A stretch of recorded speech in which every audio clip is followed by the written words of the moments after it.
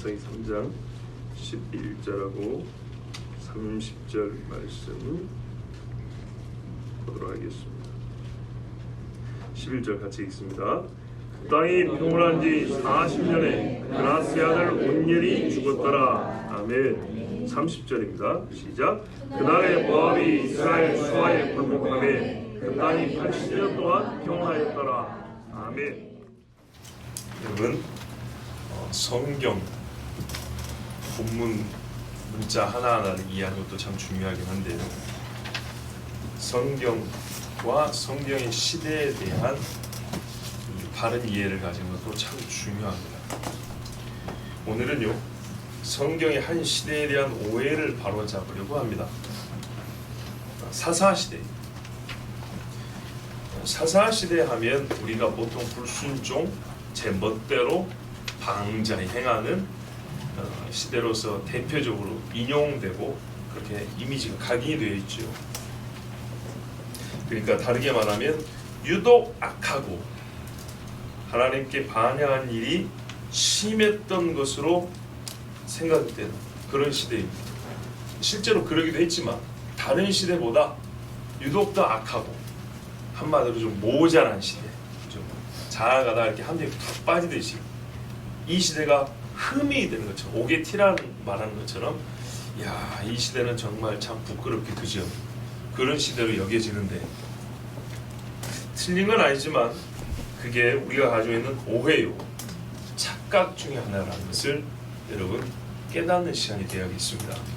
왜냐하면 아닌 것을 기라고 생각하는 것, 그런 것을 아니라고 생각하는 것 자체가 우리가 하나님의 말씀을 바르게 이해하지 못한 것이고, 그 하나를 바르게 하지 못하면 이것도 하나의 시대 아니겠습니까? 그러면 이 시대를 잘못 보면 상대적으로 비교하여 다른 시대에 대해서 또 잘못된 시각을 갖게 됩니다.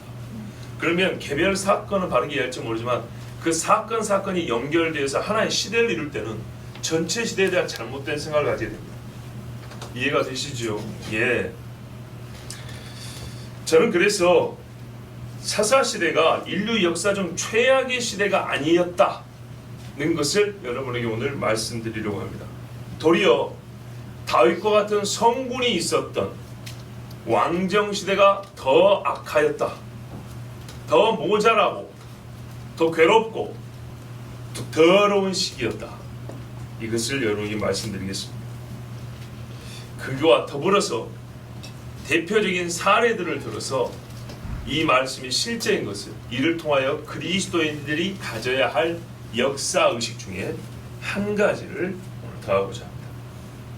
자, 여러분, 10년 아니고 한 9년쯤 전에 중고등부 아이들에게 설교할 때 했던 말이 기억이 납니다. 야, 역사 중에 어느 때는 말이지, 하나님이 선지자 보내서 기름 부어버리면 그 시로 왕이 되는 시대도 있었단다. 한 나라의 왕을 선거운동하고 투표하고 이런 복잡한 거 안 하고 그냥 남이 알든지 모르든지 가서 하나님 너를 불렀다가 기름 부어버리면 그냥 왕 돼버리는 그런 시대도 있었단다. 그런데 그게 지금보다 못하다고 생각하니? 그렇게 세워진 왕이, 하나님이 일방적으로 기름 부어서 세운 왕이 다스리는 나라가 지금 소위 이 수많은 발전된 민주적 절차를 거쳐서 세운 왕이나 대통령이나 하여튼 국가의 통치자들, 이 그런 현대화된 이런 방식으로 세워지는 시대보다 그 다스림이, 그 시대의 사람들의 삶이 못하였다고 생각하니? 그리고 물어봤어요. 정치 제도, 선거 시스템의 차이 때문에, 그 발달 여부에 때문에 국가, 국민의 삶이 좌우된다면 지금이 다윗 시대보다 훨씬 나아야겠죠. 그렇죠? 그렇지 않습니까? 여러분 21세기 살잖아. 다윗보다 빨리 다닐 수 있으니까 나은 시대인가요? 다윗은 말 타고 다니고 우리는 차 타고 비행기 타고 다니고 그런 건 아니죠. 옛날 사람들은요, 빨리 못 다니는 데서 별 불만이 없었어요. 예, 우리는 살면서 한 수십 개 나라에 찍어놓고 살면서 여기는 가봐야 되는데, 옛날 사람들은 자기 동네를 못 본 사람도 크게 불만이 없었어요. 행복했답니다. 그러니까 오늘날의 우리의 원함과 우리의 욕심과 동일선상에 놓고 그 사람들의 삶의 질을 따지면 안 됩니다. 행복했어요. 다윗이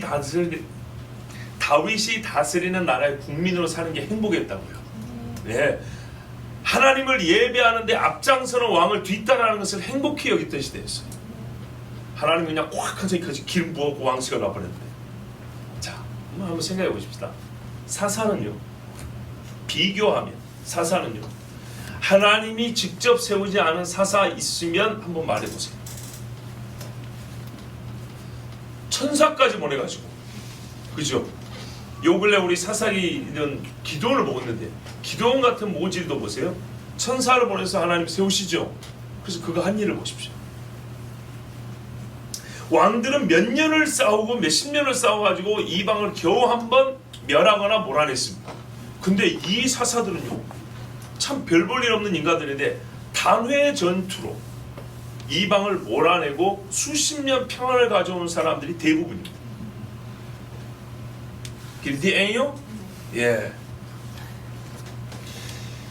사사는 하나님께서 주권적으로 택하여 세운 자이지만 왕들 중에는 사울과 다윗을 제외하고는 세습, 반역 또는 외세 간섭으로 세워진 사람들이 다입니다.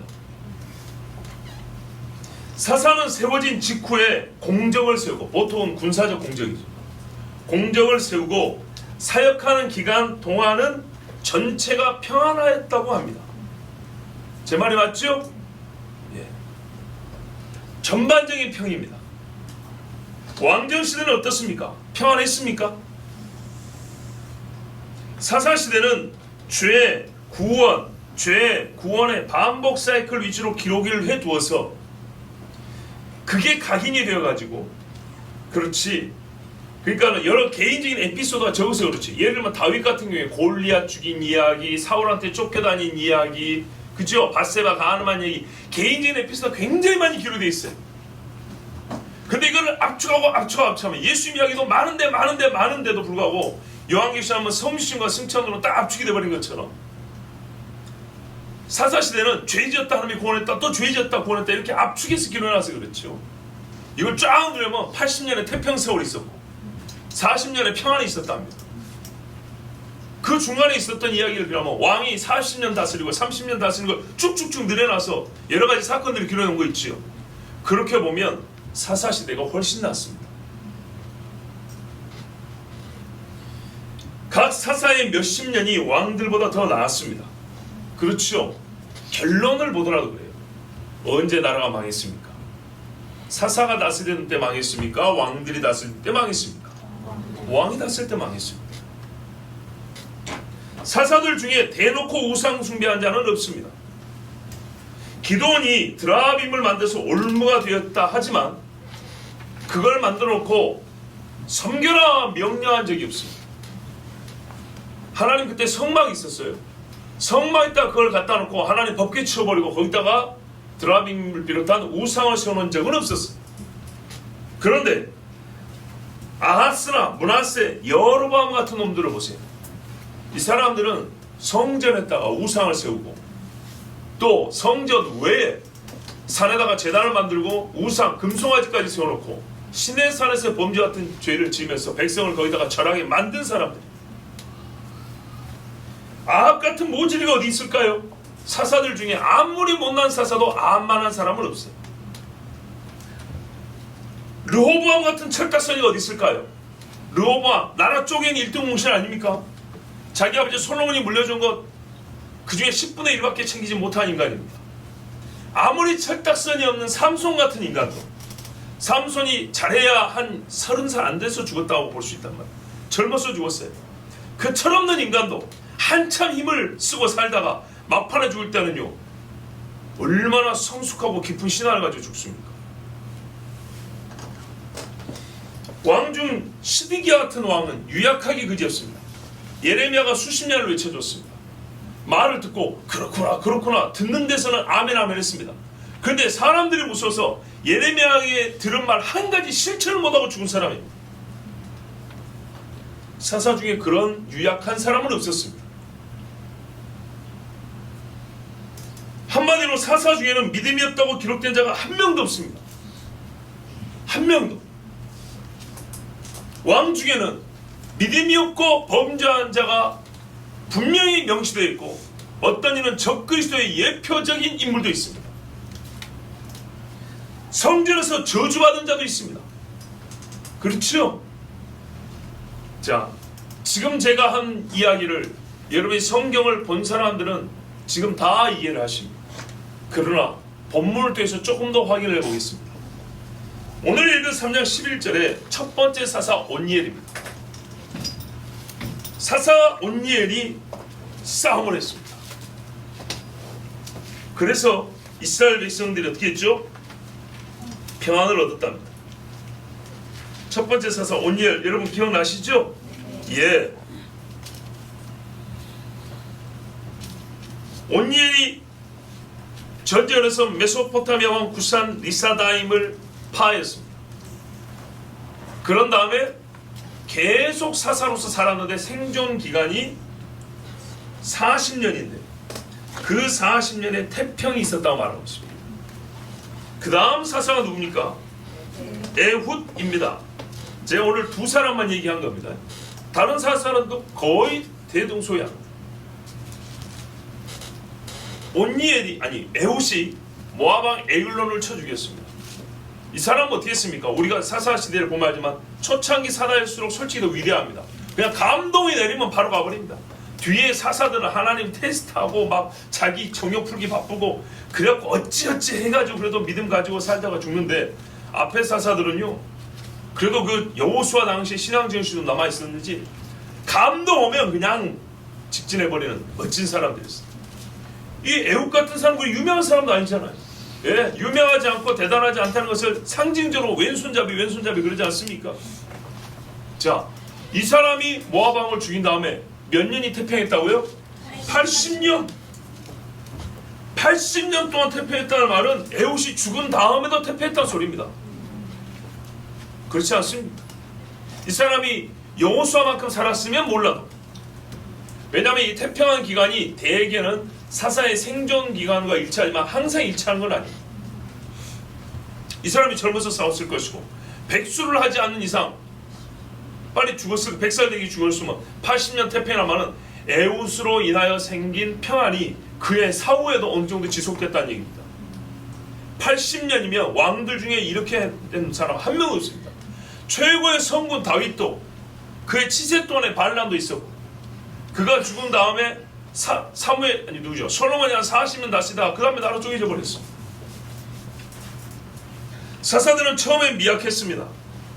그러나 그들이 최초의 전승을 거둔 이후부터는 그들이 죽는 날까지 항상 평안했습니다. 이 평안이라는 것은 전승의 효과라고만 보면 안 됩니다. 전쟁에서 한번 이겨서 평안했지 아이고 그럴 것 같으면 왕정시대 전쟁이 얼마나 있었습니까? 한 왕이 수십 번 전쟁을 한 사람도 있는데 외세 침략이 없었다는 뜻만이 아닙니다. 여기서 평안은 외세 침략이 없었다는 뜻만은 아닙니다. 여러분 성경이 말하는 평안은요 죄가 없을 때 있는 것입니다. 그렇죠? 평안을 언제 거둬가냐? 샬롬을 언제 거둬가냐? 죄가 있으면 거둬가 버립니다. 무슨 말입니까? 사사의 생존 시간 동안에는 우상 숭배가 확실히 적어졌다는 얘기입니다. 우상 숭배가 있긴 있었지만 사사가 생존하면 그냥 하나님이 봐줘버립니까? 아니죠. 죄가 있으면 솔로몬 때도 하나님 벌을 내리시고 다윗 때도 벌을 내리시는데 사사의 생존이 우상 숭배의 죄악을 면죄 덮어주는 가림막은 아니지 않습니까? 사사의 변질이 없었다는 뜻이기도 합니다. 그 수십 년 동안 평안했다는 것은 사사가 변하지 않았다는 얘기입니다. 그 사람의 신앙의 순수함이 지속됐다는 얘기입니다. 백성이 또한 잘 따랐다는 뜻입니다. 순수하게 하나님을 섬기는 사사를 백성들이 그때는 오히려 더 순수하게 잘 따랐다는 얘기입니다. 저는 지금 왕정과 비교를 하는 겁니다. 사사기 본문 안에는 참 수악한 죄들이 많습니다. 그걸 부인하는 게 아닙니다. 사사 시대 전체를 볼 때 우리가 잘못 생각하는 것들을 바로잡고자 하는 겁니다. 이 바로잡음을 통해서 성경이 각 시대를 보는 그리고 이 마지막 시대를 보는 조금 더 바른 눈을 갖는 것이 그 조금의 차이가 우리에게 큰 유익이 있기 때문입니다. 사사들에게는 권위가 있었습니다. 이름하여 그래서 사사들의 별칭이 재판장들 아니겠습니까? 이건 제사장적 권위요, 방백 곧 장로들의 권위입니다. 지휘 통솔이 더 잘 됐다는 뜻입니다. 왕이 불러도 안 나오는 사람도 많습니다. 사사가 나팔 불면 모이는 사람들 많죠. 행정 조직이 갖춰주지도 않았습니다. 그냥 자발적으로 모인데도 몇십만이 모일 때가 있습니다. 율법을 사사가 다스릴 때는 더 잘 듣고 지켰다는 뜻이기도 합니다. 율법을 지키지 않으면 하나님은 그 땅에 평안을 주지 않습니다. 왕정 시대보다 정치 시스템은 못하게 보일지 모릅니다. 그러나 훨씬 더 살만한 세상이었고 평온하고 근심과 불안이 적었습니다. 왕들이 다스리던 시대는 더 악한 죄가 많이 저질러졌고 더 많은 전쟁이 있었으며 결국 나라를 잃기까지 했습니다. 그러면 왕정의 실제를 우리가 봐야 되겠는데, 비교를 한다면 실제를 봐야겠죠. 그런데 다 볼 수 없기 때문에 대표적으로 므낫세를 보도록 하겠습니다. 므낫세가 유다 왕들 중에 제일 오래 치세한 걸로 기록되어 있거든요. 그래서 므낫세를 보겠습니다. 물론 므낫세를 보면 그 사람의 죄도 있고 회개한 것도 있습니다. 그렇지만 므낫세를 여러 왕들 중에 대표로 들어보는 것은 그가 제일 오래 기한 치세했고 또 다윗의 자손이었고, 특별히 그 아버지가 히스기야라는 위대한 믿음의 사람인데도 불구하고 이 왕정 시대가 실제로 사사 시대보다 얼마큼 못한지를, 그 신뢰를 들기에 적합하기 때문입니다. 그 외에 아하스 같은 왕도 있고 또 우시야 같은 왕들도 있고 또 북이스라엘 여로보암이나 아합이나 예후 집안도, 예후도 훌륭하다면 그 자손들은 또 그렇지 못했어요. 여러 왕들이 있지만은 므낫세를 우리가 일단 시간 관계상 대표로 한번 들어보도록 하겠습니다. 두 번째 본문입니다. 열왕기하 21장 1절에서 9절을 보겠습니다.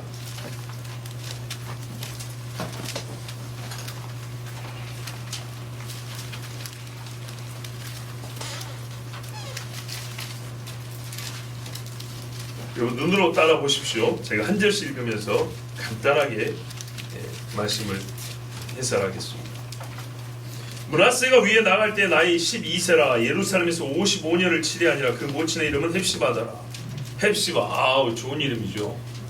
나의 기쁨이 이 딸에게 있다, 그런 뜻인가. 하여튼 여인에게는 참 멋지고 아름다운 이름입니다. 그 어머니의 아들로서 55년을 다스렸습니다. 잘 알다시피 므낫세는 그 히스기야가 병들었다 하나님께서 15년 생명을 연장할 때 태어난 아들입니다. 그렇게 보면 장자가 아니라는 뜻입니다. 솔로몬도 다윗의 10번째 아들이거든요. 10번째 아들이 왕이 된다는 것은 정치공학적으로 굉장히 어려운 이야기입니다. 하나님이 완전한 주권적으로 왕으로 세우지 않으면 불가능한 얘기입니다. 므낫세도 그렇게 보면 좀 비슷하다고 볼 수 있습니다. 히스기야가 그 전에 아들이 없었으면 몰라도 말년에 낳은 아들이 왕이 된다는 것은, 그것도 12살짜리가 앞에 형들이 있었으면 다 장수했을 텐데, 이건 진짜 특별한 하나님의 은혜입니다. 그럼에도 불구하고 므낫세가 한 짓을 보십시오. 므낫세가 여호와 보시기에 악을 행하여 여호와께서 이스라엘 자손 앞에서 쫓아내신 이방 사람의 가장 일을 본받아서, 보세요, 본받아서, 이방인 것을 본받아서, 이 부분을 꼭 기억하십시오. 자, 본받은 결과 뭔 일을 했냐? 1. 그 붙인 히스기야의 헐어버린 산당을 다시 세웁니다. 산당은 지방에서 하나님 앞에 예배드릴 수 있는 곳이라는데 실제로 우상 숭배의 자리로 변질되었습니다. 특히 갈멜산 같은 경우. 두 번째, 이스라엘 왕 아합의 소위를 본받아. 아합이 어느 시절 사람인데요? 한참 전 시대 사람입니다. 아합은 남유다의 여호사밧 왕 시대 사람입니다. 서로 사돈이었거든요. 한참 전 사람인데도 역사 공부를 하려면 다윗 공부를 해야지. 뭔 북이스라엘의 아합을 배울 수 있겠습니까? 그 옛날 사람은. 이거는 기록을 통하지 않고는 배울 수 없는 겁니다. 또는 그 아합의 못된 행실을 따른 사람들에서 영향을 받았다는 얘기도 합니다. 이 사람의 소위를 본받아 뭘 했냐? 바알을 위하여 단을 쌓으며, 아합이 그랬죠. 아세라 목상을 만들며 하늘의 일월 성신을 숭배하여 섬기며 절대 하지 말라는 짓을 했어요. 여호와께서 전에 이르시기를, 이게 얼마나 반대되냐? 내가 내 이름을 예루살렘에 두리라 하신 자, 예루살렘에 두르려 하는데 예루살렘에서 이런 짓을 했죠. 세 번째입니까? 뭐랬냐? 여호와의 전에 단들을 쌓고, 이거는 번역이 잘못된 겁니다. 여호와의 전에 제단들을 쌓았다니, 성전에다가 우상 숭배 제단을 별도로 쌓아놨어요. 이게 할 짓입니까? 적그리스도적 행위죠. 그렇죠? 적그리스도가 성전에 가장을 세우고 자기를 하나님이라 한다 그랬지요. 5절 보십시오. 또 여호와의 저 두 마당에 하늘의 일월 성실을 위하여 단들을 쌓고 별 섬기고 해 섬기고 달 섬기는 것들을 쌓아놨답니다. 6절에 또 그 아들을 불 가운데로 지나게 하며 못된 거 다 했네. 몰래간대 바치는. 이거 다른 왕들은 한 가지씩만 해도 바빴거든요. 근데 므낫세는 종합 세트로 한 사람이었어요. 그 아버지가 누군데요? 히스기야인데도 불구하고. 그 다음에 점치며 사수를 행하며, 그 다음에 신접한 자와 박수를 신임하여. 여러분, 사울이 굉장히 못된 사람이잖아요. 뭐라 하면 그가 왜 죽었냐? 우상 숭배하며 율법을 어겼다고. 그 우상 숭배는 직접적으로 말하면 신접한 사람을 따라가서 물어봤다는 거예요. 그런데요, 정책적으로는 사울조차도 신접한 자와 박수를 이스라엘에서 몰아냈어요. 그래서 나중에 자기 신앙이 떨어지고 악령이 드니까 누구한테 물어보고 싶은데 갈 데가 없으니까 엔돈에 있는 여자를 겨우겨우 찾아냈잖아요. 뭐 했다고요? 정책적으로는 박수와 무당과 점쟁이를 없애버렸다고요. 사울도 그랬건만 므낫세는 이 사람들을 신임하여 중용을 했다는 거예요. 여호와 보시기에 악을 많이 행하여 그 진노를 격발하였습니다. 7절입니다. 또 자기가 만든 아로 새긴 아세라 목상을 전에 세웠더라. 이건 전 안에 세웠다는 얘기입니다. 예루살렘 성전 안에 세웠답니다. 성전 마당도 아니고. 와, 이 정도 되면 말이죠, 하나님 나 좀 죽여주세요 하는 거랑 똑같은 이야기입니다.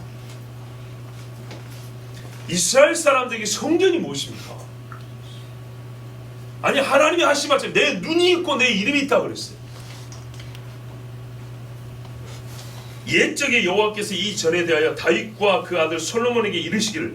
자, 이게 얼마나 무서운 죄냐면 이 부분에서는 말씀이 설명이 좀 해설이 더 길게 돼 있어요. 내가 이스라엘 모든 지파 중에서 택한 이 전과 예루살렘에 내 이름을 영원히 둘지라. 만일 이스라엘이 나의 모든 명령과 나의 종 모세에 명한 모든 율법을 지켜 행하면 내가 그들의 발로 다시는 그 열조에게 준다 해서 떠나 유리하지 않게 하리라 하셨으나. 그러니까 무슨 말이냐? 므낫세가 지금 지은 죄는 딱 쫓겨날 만한 죄라는 거예요. 하나님께서 이 땅에서 그들을 토해내볼 죄라는 거예요. 그래서 성경에 말해요. 므낫세의 죄로 말미암아 돌이킬 수 없는 강을 지나버렸다고. 강을 지난 다음에 다리 폭파시켜버립니다. 개인적으로 나중에 회개한 이야기가 나와요. 그런데요, 그 결과 이 나라는 망하게 됐어요. 이 백성이 듣지 아니하였고 혼자는 아니었네요. 그런데요, 므낫세라는 왕이, 항상 말씀드리죠, 국가는 왕이요, 그죠? 교회는 목사예요. 왕이 악할 때도 선지자는 있어요. 선지자 기준으로만 망할 나라 없다 그랬어요.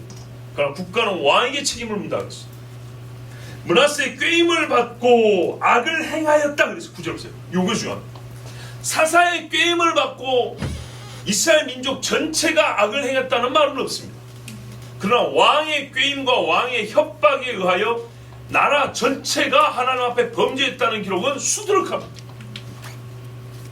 므낫세의 꾀임을 받고 악을 행한 것이 이 백성이 말이죠, 여호와께서 이스라엘 자손 앞에서 멸하신 열방보다 더욱 심하였더라.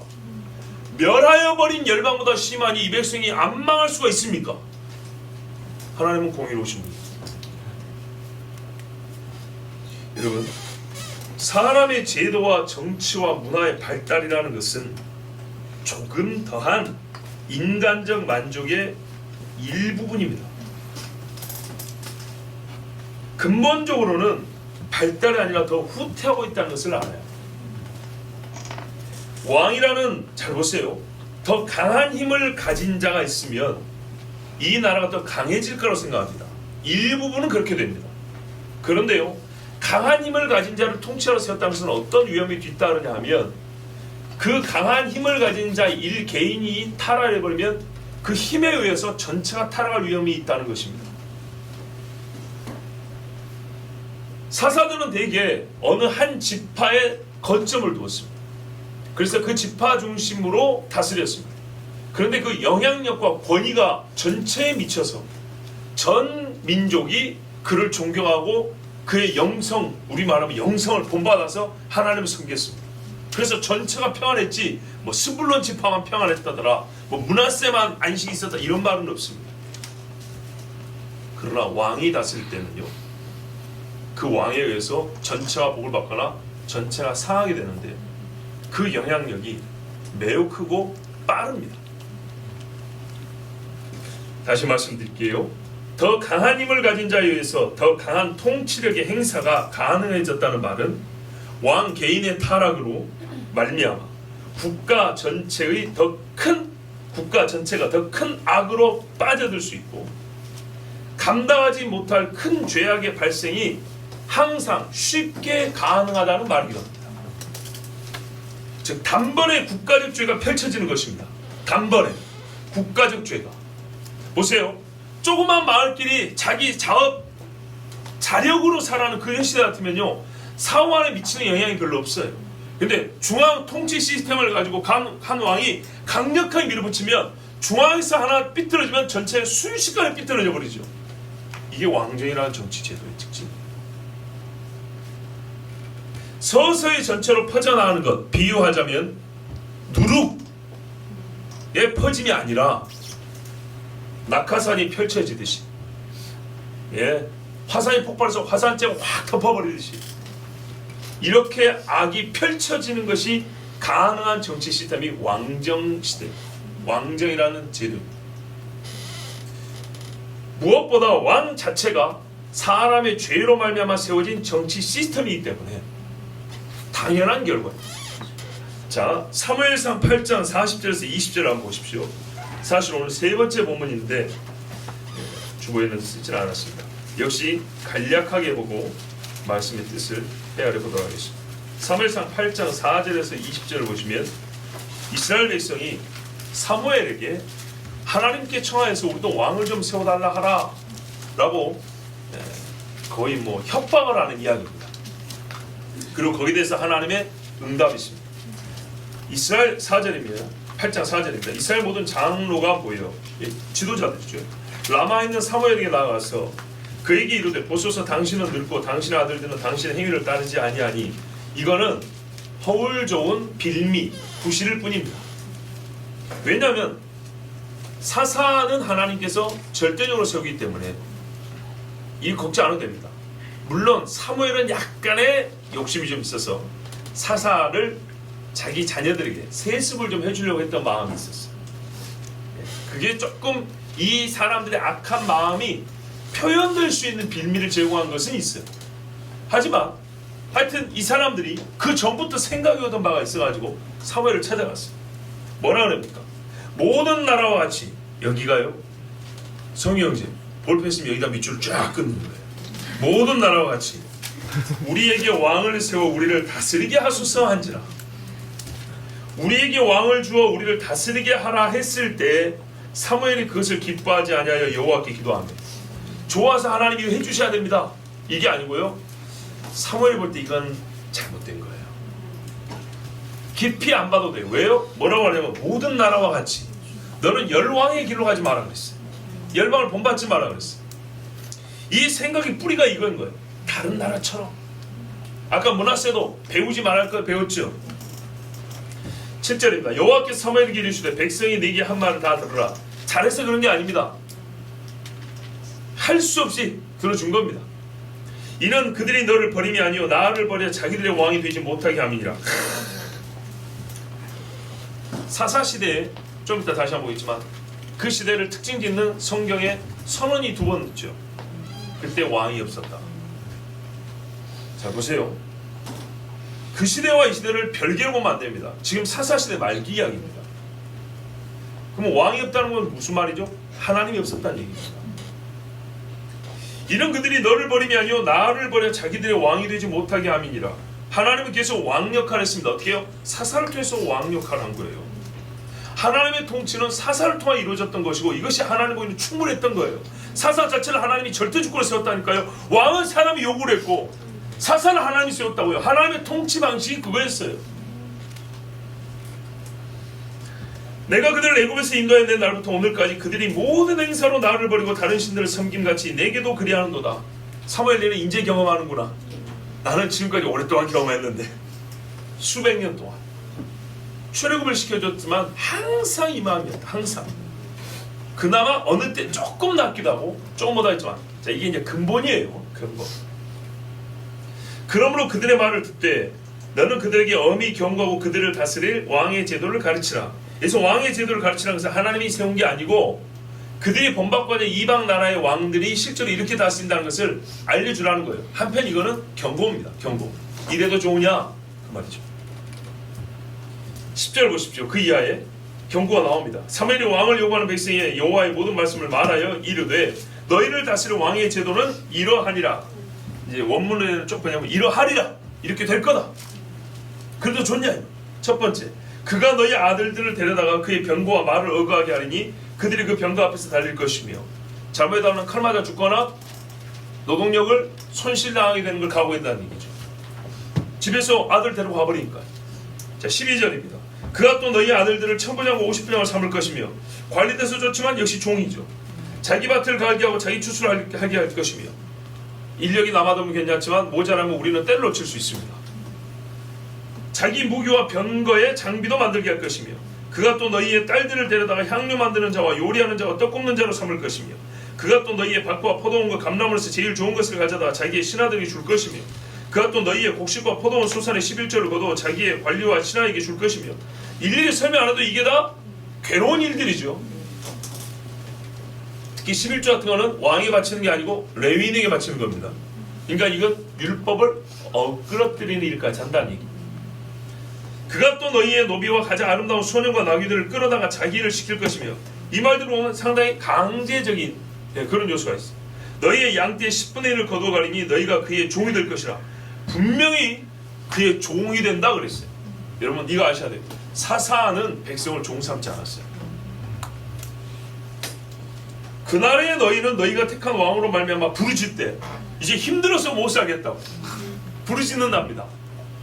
그날에 여호와께서 너희에게 응답하지 아니하시리라 하니 사사치대는요 이방이 핍박하면 하나님께 부르짖으면 하나님 응답했어요. 근데 왕들이 너희를 괴롭게 할 때는 안 들어준다. 나 같으면 왕 안 세워달라 하겠는데 근데 이 못된 인간들이 어째입니까? 20절에 보면 백성이 사무엘의 말 듣기를 거절하여 이르되 아니로소이다. 우리도 우리 왕이 있어야 하리니 우리도 다른 나라들 같이 되어 이것입니다. 자, 사사들을 통해 평안도 얻었죠. 여기까지였죠. 그 평안이 유지될 정도까지의 뭡니까? 하나님을 향한 마음이었어요. 그보다 더 온전하지는 못했어요. 그래서 동시에 뭔 했냐면 그 시간 동안에 이방을 배웠어요. 우리도 다른 나라를 같이 되어 우리의 왕이 우리를 다스리며 우리 앞에 나가서 우리의 싸움을 싸워야 할 것이니이다 하는지라. 예, 대개는 군사적인 이 뭡니까? 이점이 있었어요. 왕이 있으면 항상 상비군, 준비되어 있는 군인이 있었고 통솔하기 좋았고 훈련도 할 수 있었고 이런 것들이 있었지만 이게 없었다고 해서 하나님이 이스라엘을 패하게 한 건 아니었지요. 농사 짓던 사람이 꽃게 들고 와도 이기하신 분이 하나님이십니다. 나팔만 불어도 이기하십니다. 그 기적을 맛보고 사는데도 불구하고 이게 뭐냐면 사람은 세상을 금세 배우고 이 타락한 본성은요 하나님 주시는 은혜를 세어보기 전에 세상의 것들이 탐나가지고 그거를 세어보는 데 더 빨라요. 그래서 이 약한 마음으로 욕을 했어요. 왕을 세우고자 하는 목적이 뭐라고요? 강함입니다. 한마디로 강해지고 싶다는 거예요. 그러면 그동안 하나님께서 이스라엘을 지키시고 다른 나라를 이기게 하지 않으셨는가 하면 아닙니다. 항상 부르짖으며 이기게 하셨습니다. 그래서 하나님을 버렸다고 말씀하는 겁니다. 항상 이기게 해주신 분이 필요 없고 이제는 왕이 세워져서 그가 우리를 이기게 할 것이라는 그런 주장입니다. 이제 이스라엘이 처음 왕을 세울 때 이 말씀이 이스라엘이 처음 왕을 세울 때 가졌던 마음이고 그들이 이 마음을 품게 된 동기는 세상 열방이 이렇게 하고 있었기 때문입니다. 두 번 반복됐죠. 모든 나라와 같이 우리도 다른 나라들 같이 되어, 즉 하나님을 왕으로 섬기지 않는 자들이 이방 나라들이죠. 그들이 스스로 강하게 되어 다른 사람을 정보하고 또 자기 힘으로 자기를 보호하기 위하여 이미 존재하는 보호자를 내친 사건이 왕을 달라는 일입니다. 그러니까 이방 사람들이 스스로 보호하는 걸 봤어요. 그래서 이미 나를 보호해주고 있는 하나님을 내치고 이제 우리도 우리 스스로 한번 보호해 보겠습니다 하고 이방을 따른 사건이 바로 왕을 요구한 사건이었어요. 그리고 이 일의 결과는 무엇인가 하면 하나님 말씀대로 그들에게 경고하신 한 10가지 정도에 달하는 일들이 그대로 일어났습니다. 그에 더하여 나라가 망하기까지 했습니다. 자, 왕정 요구의 영적 근원을 하나님은 알고 계십니다. 요구하는 인간 본성에 전제된 사실에 근거한 당연한 결과를 경고하셨습니다. 무슨 말이냐면 어떤 본성에서 이걸 요구하게 됐냐, 무슨 욕심으로 요구하게 됐냐를 하나님이 이미 알고 있었기 때문에 그 본성에 따른 원인에 따른 결과를 하나님이 아시고 이런 일이 있을 거다, 이런 일이 있을 거라 말한 겁니다. 괘씸해서 하나님이 따로 준비된 벌이 아니고 왕정 제도를 하게 되면, 갖추게 되면 자연스럽게 나오는 결과들이에요.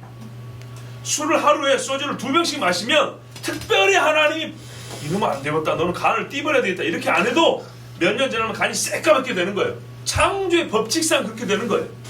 왕정을 요구하는 이 본성에 따르면 반드시 나라가 이 꼴이 될 수밖에 없어요. 자, 더 무서운 것은 하나님께서 나중에 이들의 부르짖음에도 응답해 주지 않는다는 겁니다. 이거는 왕정 자체가 갖고 있는 자연스러운 폐단뿐만 아니라 그에 더하여 아까 말씀드린 대로 왕으로 인하여 더 수악하고 무서운 죄가 저지러질 것이고 그것은 하나님과 분리되게 이를 것이라는 것에 대한 하나님의 경고입니다. 즉 왕정은 내재된 한계뿐만 아니라 더 큰 악의 모태로서 작동할 것이다 라고 하나님이 가르쳐 주시고 그 결과를 판단 내려 주셨습니다. 이제 사람이 수용하느냐 마느냐의 문제인데 수용하지 않았습니다. 사사시대의 영적 타락을 상징하는 대표적 말씀이 뭐라고요? 예, 사사기 17장 6절 21장 25절을 보면 그때 이스라엘에 왕이 없었으므로 사람이 또는 사람마다 각기 자기 속에는 옳은 대로 행하였다고 했습니다. 자, 이 말씀에서 왕이 없다는 것을 정치 지도자로서 왕이 없었다는 것을 의미하는 것이 아니라는 것 우리 다 알고 있습니다. 아까도 하나님 친히 말씀하셨잖아요. 나를 자기 왕이 못되게 하겠다. 그런데 하나님이 왕정 시스템을 만들고 내가 왕이 되겠다 이런 말한 거 아니죠? 예, 실제적으로 다스림을 거부했다는 겁니다. 하나님 말씀과 같이 이스라엘의 왕이신 하나님을 버렸습니다. 그리고 보십시오. 그 결과가 왕정입니다. 아하. 하나님이 다스리는 것이 뭐예요? 하나님 분명히 뭐냐면 내가 다스리고 있는 중이라고 그랬어요. 말씀해서 하면 그래요. 내가 다스리고 있는데 나를 버려서 세운 게 왕정이래요. 그게 무슨 말이에요? 이 세상 두 가지 왕정이 있는 거예요. 하나님이 친히 왕이 되어 다스리는 왕정이 있어요. 이거는 정치 시스템으로서 눈으로 꼭 왕정 시스템이 나타나진 않아도 하나님이 주권자, 예수를 로드 주님으로 섬기면 이게 하나님을 왕으로 모신 거예요. 그래서 성경은 항상 나라라고 번역되는 장면이고 왕국이라고 번역되는 거예요. 어떻게 왕이 다스리는 나라라는 얘기예요. 어떤 뭐 의회주의적인 무슨 대의민주적인 뭐 대통령제가 이런 문제가 아니고 왕이 다스리는 나라이기 때문에 성경에는 왕국이라고 되어 있는데 우리가 그거를 아주 그 본질적 의미를 알아내기 어렵게 그냥 나라 이렇게 해버렸어요. 하나님이 다스리는 왕정을 버리고 사람이 다스리는 왕정을 세우니 그 시스템 자체가 반드시 더 큰 타락의 길로 떨어질 수밖에 없는 것입니다. 하나님을 버리고 살던 시절을 극복하지 못하고 사사시대 이야기입니다. 더 앞으로 나가버린 결과가 사람 왕을 세워달라는 요구였습니다. 무슨 말인지 아시겠죠? 그런데 어떻게 왕정시대가 사사시대가 나올 수 있습니까? 하나님이 이미 왕으로 다스리고 있는데 그 다스림을 받으면서 평안도 얻었고 외세 침략도 이겨냈어요. 근데도 그 속에서는 바알란의 마음이 생겨가지고 우리가 왕이 되어야지, 우리도 다른 나라들처럼 하나님이 없는 나라들을 본받았어. 하나님 없이 지들끼리 왕 잡고 잘 사는데 우리가 저런 나라가 돼야지. 이래가지고 결국에는 하나님 나오시오 하고 쿠데타를 일으키고 사람왕을 세워달라 했단 말이죠. 사사 시대보다 더 나빠진 게 왕정 시대입니다. 그래서 마지막 사사가 사무엘 아닙니까? 우리는 이스라엘 역사를 보면서 그들의 타락의 정도와 그들을 다스리던 지도자의 유형과의 상관성을 생각하며 어떤 타락, 어떤 지도자, 이 상관성을 생각해 보면 소위 보다 진보된 통치 시스템, 정치 시스템에 의해 이스라엘을 다스리던 자들의 시대가 그 앞선 시대보다 훨씬 더 타락하고 죄가 만연하고 극에 달했다는 것을 알 수 있습니다. 생각해 보십시오. 모세가 다스리던 시대, 광야 시대, 사사가 다스리던 400년 정도의 시간, 가나안 초창기 시대, 왕들이 다스리던 가나안 후반기의 역사, 갈수록 가관이지 않습니까? 광야에서도 반란이 있었죠. 광야에서 우상숭배가 있었죠. 그러나 그때는요, 모세가 한마디면 돌아왔습니다. 그죠? 금송아지 쉽게 불태울 수 있었어요. 그 자리에서 가루로 빻고 마셔! 그럼 입에 마실 수 있었어요. 그리고 두 번째 세대는요, 한 세대가 죽고 나니까 그 다음 세대는 그래도 교육이 잘 돼가지고 가나안에 들어갈 정도의 신앙이 성장이 돼 있었어요. 오죽했으면 하나님이 나라가 망할 때쯤 되면 뭐라고 말할까? 선지자를 통해서 야, 광야 때가 좋았다. 소위 그때가 꿀물이 뚝뚝 떨어지는 밀월 여행이었다. 이렇게 표현을 합니다. 호세아서 같은 데도 보세요. 고멜이 호세아를 떠나죠. 그냥 떠난 게 아니죠. 뭐 구체적인 말 안 해도 아주 그냥 참 부정하죠. 그런데 이 고멜을 다시 찾아올 때 호세아가 뭐라 그럽니까? 거친 들로 나가. 광야는 내가 그에게 다정히 말하고 다시 언약하기를 너는 나를 배신하지 않고 나도 너를 배신하지 않고. 하나님이 언제 배신했어요? 호세아가 언제 배신했어요? 그런 적 없어요. 그런데도 불구하고 그렇게 다시 언약을 체결하는데 어디로 가재요? 광야로 가재요.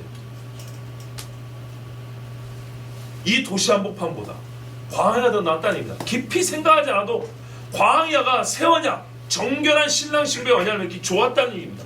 신의 산에서 이 언약이 맺어졌던 걸 여러분 기억하셔야 됩니다. 모세 시대가 나왔어요. 예, 광야에서 밭도 없었어요. 목초이도 없었어요. 덜 발달했죠. 광기수로도 없고. 그러지만 여러분, 하늘에서 만나가 내렸고요, 메추라기가 뚝뚝 떨어졌어요. 치면 물이 나왔어요. 명하기만 해도 바위가 갈라졌어요. 그게 낫지. 그죠? 목화 이런 거를 재배를 못해서 좋은 옷을 못 입었습니까? 안 떨어졌대요, 옷이. 예, 짐승 잡았고 까죽신을 못 신었습니까? 신발이 안 닳았다잖아요. 병원이 잘 갖춰지지 않았습니까? 안 아픈데 무슨 병원이 필요가 있어요? 안 아픈데. 좋지요. 근데 우리는 10가지 병이 있어도 좋으니까 병원 10개 세워지면 발전한 줄 알아요. 병원이 막 학교가 많고. 여러분 좀 표현이지만 학교 안 다녀도 살 수 있으면 그것도 낫지 않아요? 공부하지 말라 소리는 아니에요. 그러니까 우리의 연약함으로 말미암아 발생된 어떤 제조나 기구, 조직을 가지고 발달로 생각하고 이게 더 진보로 생각한다니까요. 그게 아니에요. 사사시대, 예, 남들만큼 왕관 쓴 왕은 없어요. 농사짓다가 니나랑 똑같이 소잡아 먹고 살다가 어느 날 갑자기 나팔보에가 눈이 막 불이 막 이글이글 하더니 모여라 해가지고 막 꽃게 들고 나가는 거예요. 그랬더니 전쟁에서 승리를 하는 거예요. 세계 열왕, 보십시오. 왕정으로 다스려지는 나라에서 세계적으로 훈련되고 준비된 군사 수십만을 낯들고 꽃게 들고 나간 애들이 이겨버리잖아요. 근데 뭐하러 그게 필요가 있습니까? 하나님을 의지하면 이게 진짜 되는데 말이죠. 현대 역사도 그랬습니다. 이스라엘이 아랍 중동 연합군에게 이게 비교가 됩니까? 안 됩니다. 여러분 2000년대의 이스라엘을 생각하지 마세요. 지금도 어렵지만 1940년대 후반하고 50년대 이스라엘을 생각해 보세요. 황무지에서 뭘 가지고 싸운단 말입니까? 자기 먹고 살기도 바쁜 그런 시절에 하나님께서 보여주셨단 말이죠. 이미 자기들이 원하는 왕정 시스템을 가진 나라들보다 훨씬 더 강하다는 것, 하나님이 능히 이겨주는 경험으로 살고 있는데도 불구하고 원했어요. 그게 더 낫게 보이고 그게 더 발달하게 보이거든요. 발전된 걸 보이거든요. 그러나 실제로는 불필요한 것들이었어요. 이게 인간의 욕심입니다. 높아지기 위한 것이죠. 누군가를 왕으로 세우면 자기도 왕이 될 수 있겠죠. 그래서 여러분, 사사시대보다 왕정시대는 못하고요, 그 못한 시대이기 때문에 하나님은 그 보완책으로서 어느 시대보다 선지자를 많이 보내주셨다고 했습니다. 선지자는 아브라함도 선지자였고 모세도 선지자였건만, 사무엘도 선지자였건만, 유독 왜 왕이 다스리는 시대의 선지자가 그토록 많은가? 선지자들 없었으면 더 험했을 거예요. 성경은 해 아래 새 것이 없다고 합니다. 전도서 1장 8절 10절에 모든 마음이 피곤하다는 것을 사람이 말로 다 말할 수는 없나니 눈은 보아도 족함이 없고 귀는 들어도 가득 차지 아니하도다. 이미 있던 것이 후에 다시 있겠고 이미 한 일을 후에 다시 할지라. 이게 모순인 거예요. 네. 아무리 부지해서 새로 채워도 옛날 거 반복할 뿐이라는 거예요. 더 나아진 게 없어요. 이미 된 것이 앞으로도 될 것이다 그 말이에요. 해 아래는 새 것이 없나니 무엇을 가리켜 이르기를 보라 이것이 새 것이랄 것이 있으랴. 우리가 있기 오래전 세대대로도 이미 있었느니라. 그것은 우리 앞에 있었던 예시대에 이미 있었던 것이라 그 말입니다. 이런 양복 옛날에 없었거든요. 여러분, 이런 수준 낮은 이야기는 하지 마시고요. 사람의 본성적 차원을 얘기합니다. 이름은 다르고 옛 것을 개혁하고 새로운 시스템을 만들어 살고 산다 해도 그것들이 다시 변질되고 또 다른 힘에 의해서 과거로 회귀합니다. 인간사는 결국 임으로서의 시대로 회귀하는 주입니다. 입법, 사법, 행정의 분리 원칙이 없이 살았던 때가 있습니다. 전제 군주, 짐이고 국가다, 왕명이 국법이었던 그런 시대가 있었습니다. 그렇게 절대 권력을 가지고 있는 한 인간이 있으니까 지금 이들이 말하는 왕정입니다. 그러니까 폐단이 크고 괴로운 거예요. 그래서 다시 바꿨어요. 제도를 바꿨어요. 그게 가장 발전한 민주 시스템이 뭡니까? 입법, 사법, 행정 분리, 상호 견제, 권력 분립하고 국민 주권주의라는 거창하고 멋진 이론을 착안해서 계몽을 시킨 지 수백 년이 지났습니다. 우리 머리가 민주주의적 사고를 가지게 한 지 오래됐어요. 이제 그랬더니 이제는 국민들이 절대자를 원하고 있습니다. 거꾸로 공포와 두려움이 만들어지고 조장되고 난리의 소문이 타다해질 때 사람은 어떻게 해요? 누군가 제발 날 좀 살려주시오 하면서 절대자를 원합니다. 분리 견제해야 될 권력들이 합심하여 한 절대자를 옹호하고 도리어 절대화하는 수단이 되고 있습니다. 보세요. 절대자가 있으면 안 좋다는 거죠. 오히려 우리가 괴롭더라는 거죠. 그래서 입법, 사법, 행정을 나눠놨어요. 그리고 견제를 해놨어요. 그런데 더 무서운 게 뭔지 아십니까? 겉보기로는 민주적이죠. 그죠? 그런데요, 실제적으로 이것들이 합심을 해가지고 한 절대자를 옹호 지지해버리면 진짜 짐승의 나라가 되는 겁니다. 그래서 겉보기로는 민주주의 시스템이지만 절대 군주보다 더 험한 나라가 될 수가 있습니다. 그리고 신뢰가 있습니다. 여러분, 히틀러가 다스리던 시대에 독일이 민주사회라는 거 아십니까? 민주주의 사회입니다. 민주주의 사회고 선거였고 히틀러가 뽑혔습니다.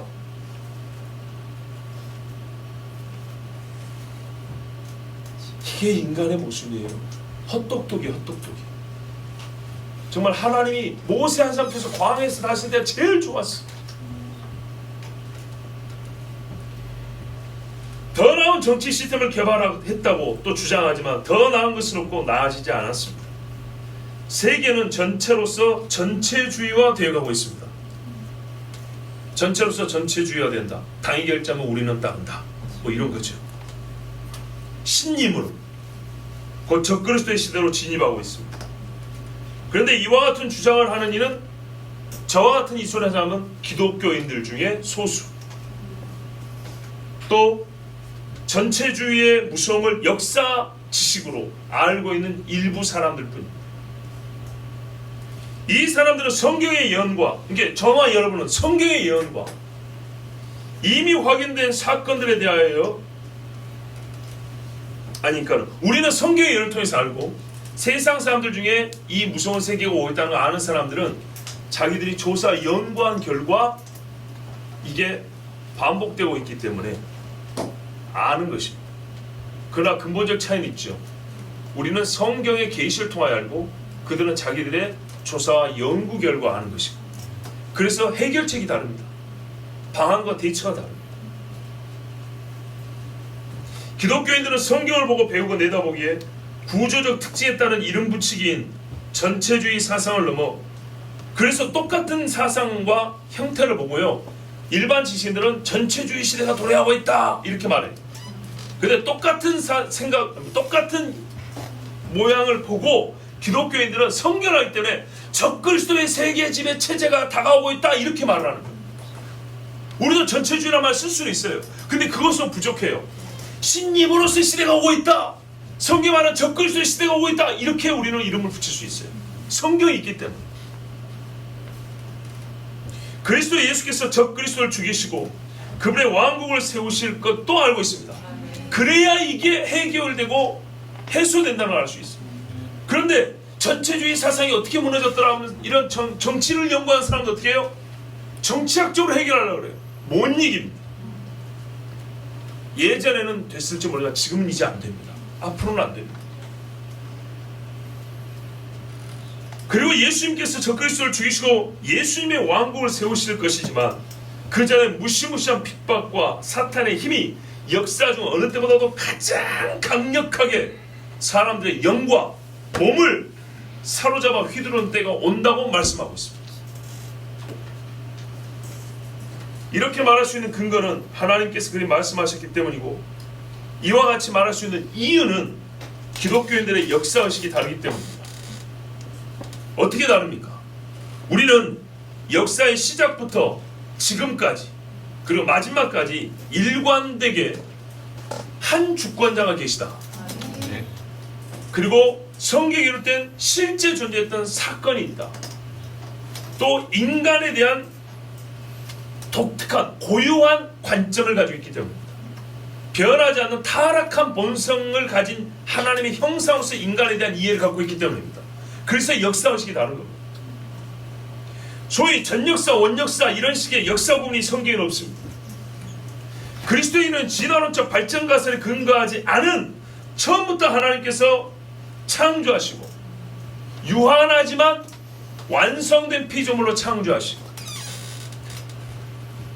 각 개체로서 우리 피조물들, 그리고 하나님의 형상으로 창조됐으나 타락하였고, 타락한 이후 본성이 여지껏 한 번도 변한 적이 없는 인간이 형성한 살아온 사실로서의 역사, 이것이 우리에게 있다. 이 고유하고 유일한 역사의식이 기독교인들에게 있습니다. 세상 사람들은 진화론적 관점에서 보지만 우리는 진화가 불필요하다고 말합니다. 그래서 근본적으로 다릅니다. 이 중 중요한 사실은 하나님이 변하지 않으시고 인간 역시 스스로 존재 자체의 근본적 변화를 일으킬 수 없는 존재로서, 스스로는 다르게 만들 수 없는 존재로서 그때나 지금이나 여전하다는 것입니다. 그러므로 역사는 근본적 다름을 지향할 수 없습니다. 달라질 수가 없습니다. 똑같은 인간들이 사는데 어떻게 달라집니까? 해 안에 새 것이 나올 수가 없습니다. 새로운 것을 지향, 방향을 삼을 수도 없고 가능하지도 않습니다. 다만 잠시 모양을 바꿀 뿐입니다. 그래서 속수입니다. 또는 앞선 시대의 과오를 수정하고 바로잡는다는 일시적 개혁이 있을 뿐입니다. 결국은 그 개혁된 제도와 시스템 안에서 다시 옛날보다 더 악한 죄를 양산합니다. 사사시대 다음에 왕정시대를 보세요. 연속으로 보세요. 모세, 광야, 사사, 왕, 전 세계 역사를 보세요. 아담의 시대, 엊그저께 전사에 말씀하신 가인과 라멕, 그리고 마지막 적그리스도까지 계속 하향 직선입니다. 중간에 약간 우들투들하긴 하죠. 어떤 사람이 있을 때 조금 올라가고 어떤 사람이 좀 더 내려가죠. 그러나 전체를 보세요. 하향 직선입니다. 곡선도 아니에요. 직선.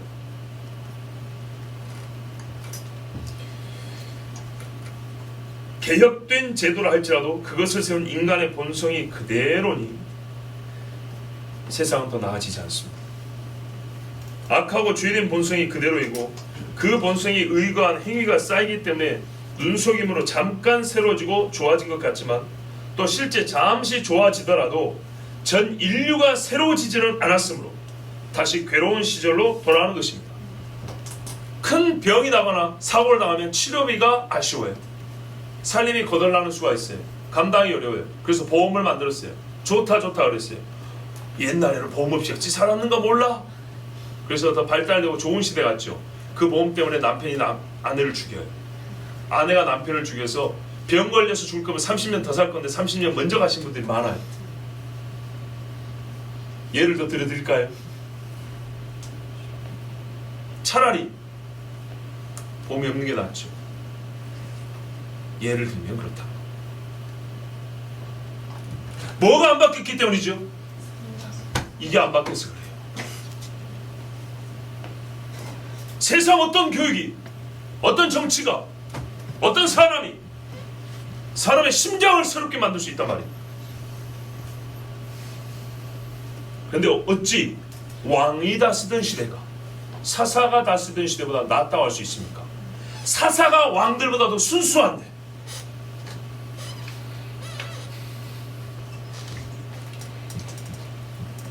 조금 더 낫게 만든 것을 파괴하는 조금 더 악한 시대로 발전하는 것입니다. 사람들 중에는 바로 이런 역사를 반복하지 말자고 영웅을 내세우고 어떤 똑똑한 사람들은 그래 항상 이런 식이더라 하고 비기독교들 중에 그러니까 진짜 똑똑한 인물을 하나 세워야 돼.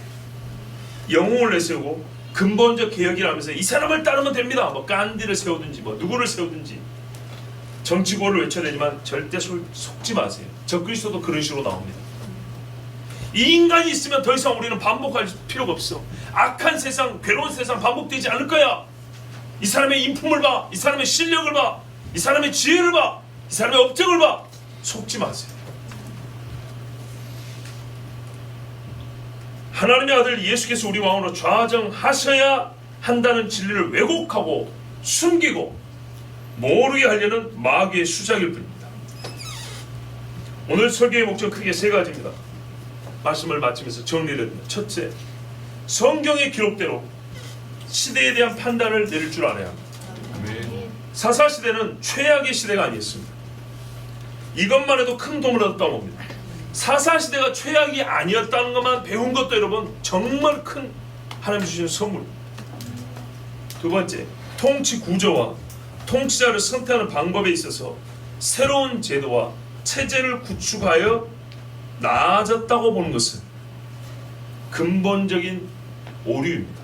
역사를 생각하고 우리 인간사를 바라보는 잘못된 시각입니다.